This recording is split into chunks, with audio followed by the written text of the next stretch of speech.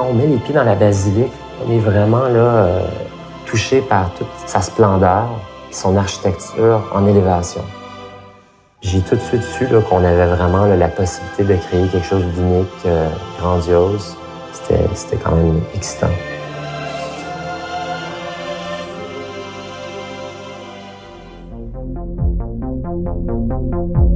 Donc, au début, j'ai vraiment juste travaillé sur les premières lignes d'expérience au niveau du storytelling, la division des 3 chapitres.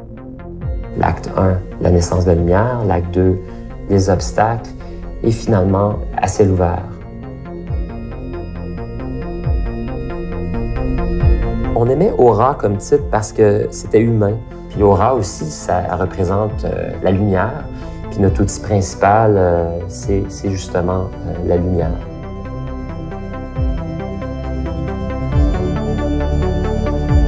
Mon rôle est vraiment de guider les équipes, de les appuyer tout au long du processus. S'assurer aussi que la vision qu'on a développée est respectée là, du début jusqu'à la fin.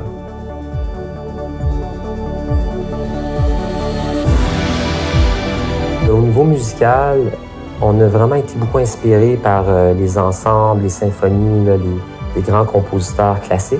Donc, on a travaillé vraiment là, conjointement avec Gabriel Thibodeau sur la composition de la musique et Marc Bell là, de Troublemakers. Dans le fond, c'est important pour nous vraiment là, de créer puis de tisser des liens par rapport à la musique et aussi la vidéo. La première fois que je suis rentré dans la basilique, j'ai vraiment été surpris parce que je pense que c'est la première fois de ma vie que je voyais un endroit religieux aussi coloré. Ma première réaction a été « Waouh, comment on va faire ?» Parce que généralement, quand on fait du mapping, on projette sur des surfaces grises ou des surfaces uniformes. Là, c'est un camailleux de couleurs qui fait que c'était un challenge supplémentaire au-delà des challenges qu'on avait déjà. On a commencé la conception à partir d'un document que Tariq avait présenté au client. Donc moi j'ai pris ça et puis pendant un mois j'ai développé une direction artistique et une histoire. Et après progressivement mon rôle là-dedans a été de réaliser les différents aspects et de coordonner les différents départements en fait, du projet de la basilique, toujours avec la collaboration de Tariq.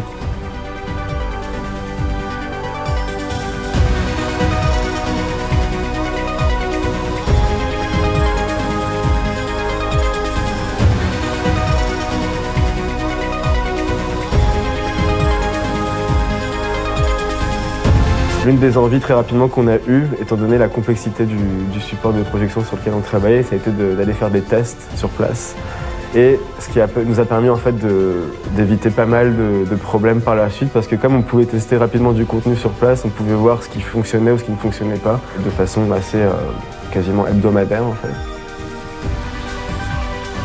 On a eu un premier score en fait en MIDI, donc c'est que des instruments virtuels. Et quand on est arrivé à Radio-Canada, je me souviens qu'avec Tariq, on s'est regardé, on était vraiment super émus parce que là, c'est là où tout ce qu'on avait imaginé avec Gabriel et Marc de Troublemakers prenait vie devant nous. Et c'était vraiment un moment super magique.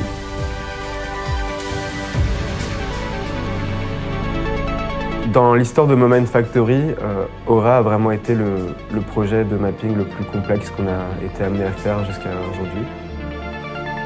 Ce qui nous rend le plus fiers, c'est vraiment de faire partie du paysage culturel de Montréal et en un sens, ça nous permet de redonner à la ville tout ce qu'elle nous inspire et de pouvoir faire partie de tout le panel créatif que la ville peut proposer et devenir aussi maintenant à notre tour avec Aura une destination culturelle.